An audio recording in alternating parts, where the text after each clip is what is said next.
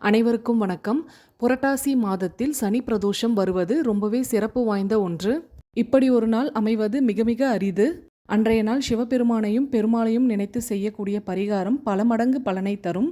எனக்கு ஒரு சிவாச்சாரியார் சொன்ன பரிகாரத்தை இன்னைக்கு உங்களோட நான் ஷேர் பண்ணிக்கிறேன். இந்த பரிகாரம் செய்ய 12 தும்பை மலர்கள், 12 துளசி இலைகள் தேவைப்படும். சனிக்கிழமை பிரதோஷ நேரத்தில் இந்த பரிகாரம் செய்ய தொடங்குங்க.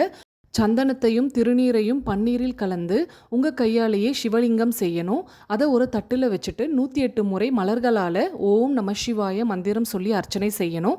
அந்த சிவலிங்கத்துக்கு முன்னாடி ஒரு சுத்தமான வெள்ளை துணி விரித்து அதில் தும்பை மலர்களையும் துளசி இலைகளையும் வைத்து ₹1 நாணயம், ஒரு கைப்பிடி அளவுக்கு பச்சரிசி, அடுத்ததாக சிவலிங்கத்துக்கு அர்ச்சனை செய்த மலரையும் சிவலிங்கத்திலிருந்து கொஞ்சமாக சந்தனம் எடுத்து அதையும் அந்த வெள்ளை துணியில் வச்சுட்டு ஒரு மூட்டை மாதிரி கட்டி எடுத்துக்கணும்.